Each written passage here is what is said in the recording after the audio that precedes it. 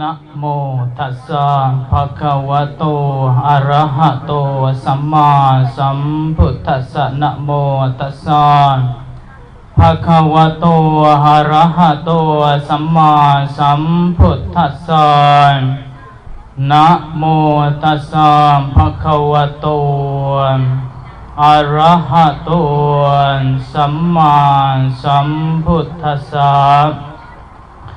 พุทธังธัมมังสังฆังนามัสสามิ Homage to the Triple Gem, the Buddha, Dhamma, Sangha, and the respected Venerable Ajahn Paku Panyasutam Vithe, and all the Venerable monks, and all the devotees. This is very exciting moment to give a talk. And in particularly, every monks are giving a talk in such a melodious way that makes everyone happy, laughing one after another. And if I make a little bit of mistake, and I believe it makes you laugh as well. So the whole this Vesantara Jataka stories is literally meaning about one life of the one person who is respected as one of the very generous person in the world, who donated all his properties, even his wife and his children. So that's why it's very, very interesting story to tell. In this story, there are 1,000 stanzas divided into 13 chapters. And within that 13 chapters, if we look at it, we can divide it into different sections of our own life. Because this Vesantara Jataka is divided into his own life, the Vesantara. The importance of Jataka stories in Buddhist calendar is concerning about his previous life, the Buddha's previous life. And the origin of the Vesantara Jataka is something about the Buddha enlightened, and then after his enlightenment, his relatives would like to see him in the Kapilavastu, his hometown. And his father invited him to visit the Kapilavastu for several times, but none of them returned. So all the ambassadors became a monk instead and didn't come back along with the Buddha. But at the end, his fellow friend, his name was Kalutai, one of the very clever speaker. He was appointed as an ambassador to invite the invite the Buddha. So that's why the Kalutai, he went to invite the Buddha. But before he invited the Buddha, he ordained first, and he practiced Buddhism, and then he became the noble one. So he became an Arhat. And after he attained the enlightenment, and then only he thought, now is the time to invite the Buddha. So he invited Buddha to visit the Kapilavastu for the benefit of his relatives. And along the way, he went and stayed in the city where he was born, as normally, particularly as Thai people, those who are living in the country here in the UK, when they go back, they have so many responsibilities to fulfill back in Thailand. So when they go back, they have to buy lots of gifts, and then lots of things to share, to give, and to eat, and to plan back in Thailand. And then when they go back, the families will come around and say, how are you? What is it going on? Sort of things. And they will not tell anything that's horrible back in England. They are suffering. Okay, how much hardship they are facing. in the UK. But however, when they go back, the first person will come to see them would be the senior people, father, mom, and then only the younger ones will come and see. But when Buddha went to his relatives, the Kapilavastu, instead of the seniors came to see him, seniors sent all the youngest, okay, all younger to see the Buddha with because of the ego that I am the senior, so the Buddha is a junior. If I go first, I have to pay respect to the Buddha. So if I don't go early on and let the youngest go first, then I don't have to pay respect. So that's the ego that we have. And if you look at ourselves, we're having so many egos that this is me. I am the best. I am the beautiful one. I am the best.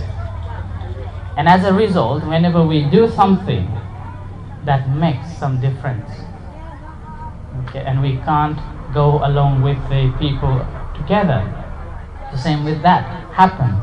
And the Buddha realized that his relatives having such an ego, and thought, what can I do for them?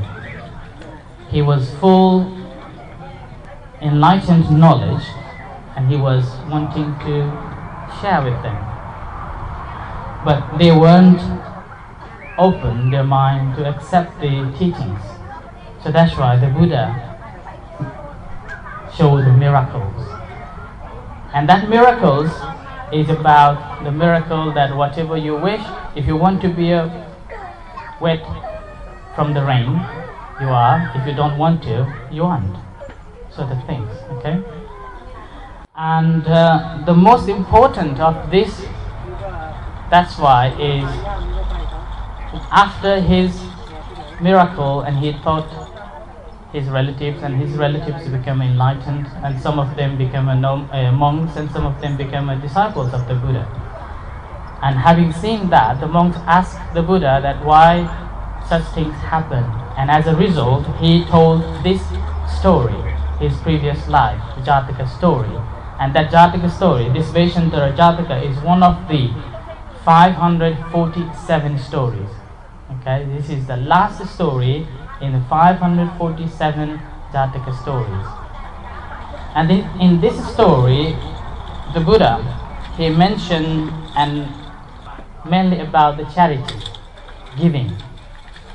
If you look at in ourselves in this present time, there are a lot of people who are rich, and there are a lot of people who are poor. When we are rich, we don't want to share. We don't know how to share.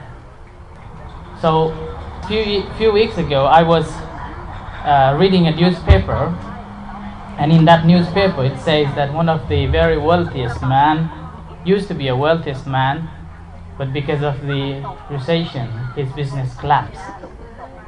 And after that, he was living in a caravan in some of the car park, Sainsbury's car park.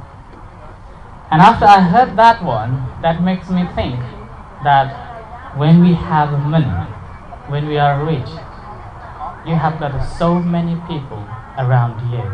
But when you got nothing, you will get nothing, even the friends and families. So that's the very powerful teaching. From that story, reminds me the whole story about the this Vesantara Jataka. The Vesantara, he was born in a royal family, and he had a lot of wealth. From the birth, he shared to everyone, and he opened the charity house to offer people who in need. That's very good. That's called a charity. Actually, I was also thinking about it, but I don't know how to say in English. Okay? Wish you all the best. Yes. So that's the charity, and as a result, he was very willing to give without the hesitation, any hesitation. Is he giving? And when the time came, one of the cities, dry, no rain. So the cities of that city wanted to have an elephant from the Vesantara. And this elephant is white, pure white and blessed one. Whoever got that elephant, then the whole family and the city will be the prosperous. So if you want to have an elephant, white elephant, please come on forward and then give something, okay? Oh, look at him, see? Now, anyone who would like to have a white elephant? So come forward, okay? Although this is not the Louis, but it's a very nice one. Thank you very much. Yeah. So that's why the city wanted to have that elephant, and then when the ambassadors, thank you. I think everyone gonna have a white elephant in their house. Yeah. So. Yeah, and when the ambassadors came and begged for the elephant, the prosperous elephant, he even didn't hesitate at all. Oh, thank you very much. I think I'm very prosperous now. That elephant is bringing me such a prosperous. Okay. Oh, this is a white elephant coming to get a white elephant. Thank you. Yes. So he didn't hesitate to give that prosperous elephant. And then when the ambassadors arrived, he just gave it. But what happens is, when something is prosperous within yourself, and if you give somebody, and they think that's a prosperous, that's fine. But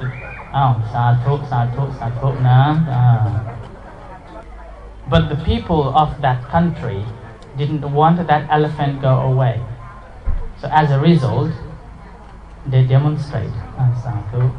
They demonstrate against the Vesantara that the Vesantara led the white elephant to another city.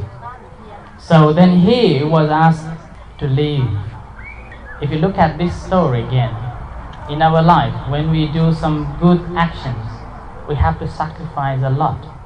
And that sacrifice alone doesn't enough. Sometimes when we do good things, we have to sacrifice a lot, and there are a lot of difficulties. In time, there is one saying, "Man mai mi barami mai thar." So if you haven't got any difficulties, you won't be able to develop your perfections. So same thing with the Vesantara. When he was doing such a good deed, a lot of people turned against with him and demonstration. We can imagine how demonstration it would be when somebody stood against the king. So they stood against the king because the white elephant was given to another city. And as a result, his father, Vesantara's father, told King Vesantara to leave the exile. And the Vesantara didn't hesitate to leave the country too. So that's very important, that when we give something, we have to give from our heart. And after we have given something, thank you very much. After we have given something, there shouldn't be any regrets. Only rejoice. Like those who are come here today to meditate, they have sacrificed a lot of time. Yeah, a lot of time, a lot of luxurious bed, food, shower, makeups. They have sacrificed a lot, but they are enjoying their time. And when they go back, they will rejoice again, and they can remind these days for themselves. So that's the second chapter, which is about the giving. And the third one, after he was punished to exile, then he gave another big donation, big generosity. Okay? And that generosity, if we look at ourselves, we don't want to give up anything, even just the emotion things. We don't want to. Forgiveness, we don't want to forgive. forgiveness. Sometimes we know that we want to forgive, but we don't want to forget. We say, okay, I forgive you, but we don't want to forget. We will keep it in our mind. So that's why it's very important. So when we learn to forgive, then we are learning everything. So in Buddhism, that's why giving is one of the key points in Buddhist teachings. If we know how to give, then we know how to enjoy our life. That giving is not just giving of money. That giving is our time, our physical strength, as well as our money as well. If without that, my bag will not be heavy, still very light. Now monk become a greedy, you see. Okay? But the key fact is, when we know how to give, then certainly we will know how to enjoy our time. So that's why giving is one of the very key parts. So on that third chapter, he gave a lot of donations. A lot of people. Sadhu, may you be happy, okay? If you want to more happy, put some more. Okay. So on the fourth one, it's about the Sujaka, one of Prophet. In that, the key things in that part is, suppose you're married, okay? You're married and then your husband got a punishment, okay? Punishment to exile. What your husband will say to you? Think about that, okay? What your husband will say to you? Will he say to you that come with me? Or will he say to you that after I have gone, you can marry someone? Yeah? But Vesantara, he said, very nice word, that's why I quote it here. Say, Vesantara told Matsi, his wife, be kind, O Matsi, to thy sons, thy husband's parents both. To him who will die husband, be do service nothing loth. And if no man should wish to be thy husband when I am gone, go seek a husband for thyself, but do not pine alone. Do not stay alone when I leave the palace. You can choose whether you want to come with me to live in a forest, or you can live in a palace. But remember, if you live in a palace, don't stay alone. Get someone and marry with you. How generous he is, you see. That's called the true love. There is no attachment at all. I love you, so you should come to me. Not like that. He said, I love you, so you are free to choose anyone you want to. That's the message he gave. And in return, what she said was, instead of saying that, well, I want to live in a palace, I don't want to come with you to live in a jungle. She didn't say at all. But what she said, that jungle is so beautiful. You can hear the birds sound, you can hear the animals sound, you can enjoy the fruits, fresh fruits from the jungle. So I think I would be happy to go and live in a jungle. See, there isn't any attachment at all. There isn't any attachment between their love, but they love together. They both love each other very much. So they went together to the forest, and in that forest they practiced meditation. And they practiced, in particularly Vesantara, he practiced 5 precepts. But the third precept is different. Do you know the third precept is sexual misconduct? In 5 precepts, the first one is no killing or no harm any beings. The second one, not stealing. Third one, no adultery, sexual misconduct. Fourth one, no lying. Fifth one, no intoxications. But the third one, he chose another one, is called not sleeping with the woman. and this would be very hard. Yeah, but he practiced that one. So after this, after that chapter is called the Chujaka, just you have listened, and in that chapter I really like is about the tone made by the preacher. That's called boom boom boom boom boom. Where he gone? I really like that one, and when I was in Thailand, I used to listen to it as well. And in Thailand, in particular, this chapter is very famous due to the melodious sounds, and then also it gives very likely to be within ourselves. We are like a beggars, and if we don't know how to speak, even you are telling the truth, that's harm for yourself. But the Chujaka, he although was a beggar, but he know how to speak. Okay, and he know how to speak, so that's why everyone can donate him. So as a result, he became one of the key factors to make this Jataka telling story became very famous in Thailand. These things, and then after that, it's about the Matsi or the Princess Matsi. During that time, when four of them was living in the jungle, Princess Matsi was looking after both two children and the Vesantara. But she never complained anything. She was looking after very well. In one hand, on the other hand, the Chujaka, the beggar's wife, although beggar was very old, his wife was very young. And she was very, very good looking after her old, and this is, if we look at the Thai people, you should know in which situation you are. And if in that case, if you look after your husband pretty well, I believe they will not let you go anywhere. And they will be very happy to let you have whatever you want to. Same as the Chujaka's wife.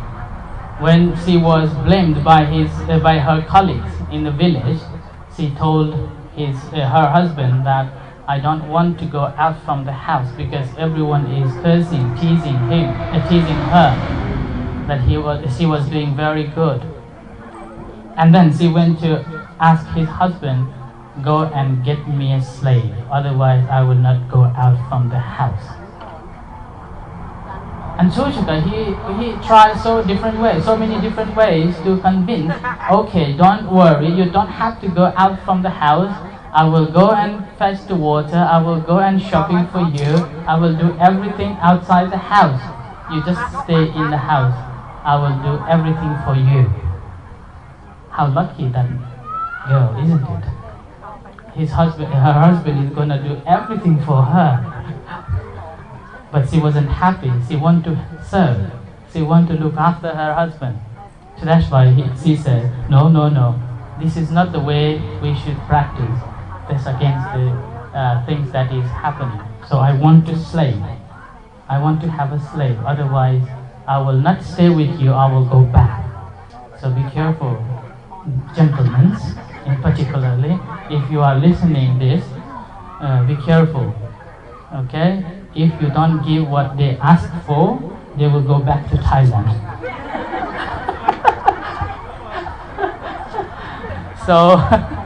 So be careful when you are replying no. Although you can't do, you just say yes, and then think later on about it. Okay, so same thing with the Chujaka and his wife. So at the end, the Chujaka got to go and get the Kanha Chali, the Vesantara's children. So on the way, the people know that this beggar is coming to beg two children from the Vesantara, and then people sometimes hit him and sometimes shout at him and go back. He was very clever. After he has known that somebody is against him, he used such a good voice, good technique that whenever somebody sees him, and then whenever he wanted to ask where the Vesantara is, he said, I am the ambassador from the king. and king wanted me to meet the Vesantara and get him back to the palace. So please let me see where is the Vesantara. Yeah? So if he said that I'm going to see Vesantara to ask for his children, then nobody will let him know where Vesantara is. Same with our day-to-day life. If you want to have something, speak nicely, then you will get everything. But if you speak a little bit of harsh words, then you will be punched back. Yeah? So in the same time, when we are asking with your husband, ask nicely, darling. And same thing when you come to the temple, darling, money put there. Darling. If we say put money there, if we say like that, what will happen? They'll say, no, why should I give? But if we say, darling, put the money there please. โยมบุกพูดให้ฟังสิบอกสามีหน่อยสิ darling put the money here. Okay, so this is how it is happening, and the end of the story is more or less about inviting that the Vesantara back to the city. And before they invite the Vesantara back to the city, the two children were taken by the beggar and in front of the Vesantara. So Vesantara was kind of agony because the beggar was hitting two children, has since become a slave. But however, and the second one is about giving his wife Matsi. That's the Matsi, the session of Matsi. So and after that, the two children went to the city, and his grandfather saw him, and his grandfather recalled Vesantara back to the city. So this is the whole short story about this Vesantara Jataka, one of the 547 stories. So the whole theme of this telling the story is about about the teachings or learning to give. If we know how to give, we will be happy. And if you look at the teachings of the Buddha, all the teachings is concerned about let give. Okay, give. And that is not just the giving things, but also about giving our emotions, giving our wealth, giving our things that is not อะไรล่ะ ทำให้เราลืมแล้วเนี่ยกำลังจะพูดอะไรเนี่ย So in Buddhism it's called letting go. So if we know how to letting go, then we know how to be happy. So in letting go, there is saying that first you have to throw away, and after you throw it away into a bin, take that bin away from the room. And once you have taken that bin away from the room, you have to take it away from our boundaries, our home. And then the last one is letting go completely, that we don't know where that bin has gone. So same with our mind. If we know how to let go things away from our mind, disturb the mind, then we know how to be happy. So the whole teachings is teaching us to let go things away and be happy. And that letting go away, being happy, not only happy in this life, but also it generates the good merit. If you are reborn in another life, it will let you be happy and prosperous. So that's why the Buddhist countries, more or less, people believe in this giving, and then we chant this Vesantara Jataka not only in Thailand but also in different countries as well. In particularly in Thailand, every temple celebrates these teachings by giving this talk in order to give opportunity to the people to generate their charity and giving things. And that giving is from the beginning, giving things away, and then giving what we are having a suffering in our mind, and then at the end giving away all our suffering at the end, and then we will be able to achieve the ultimate happiness of Nibbana. So I think by saying this, I will conclude all my teachings. Thank you very much. So this is the blessing time, so I would like you to make a wish, as the first chapter is about the making a wish, and in that chapter there are 10 wishes, and among them is one of the very good one is be healthy, happy and prosperous all the time. So make a strong wish and wish you all the best, okay? Ichitang pachitang tumbang kipa me vasamin chatu sape purentu chitta sankapa chanto panaraso yatha manichoti raso yatha sapiti yo vivachantu sapparoko vinasato Mate bhavantantarayo sukhiti khayuko bhava abhivadanasi lissani chanvata pachayino chattaro dhamma vatanti ayuvanno sukhang phalang การพิเศษก็จบไป so we have just finished a special chapter in English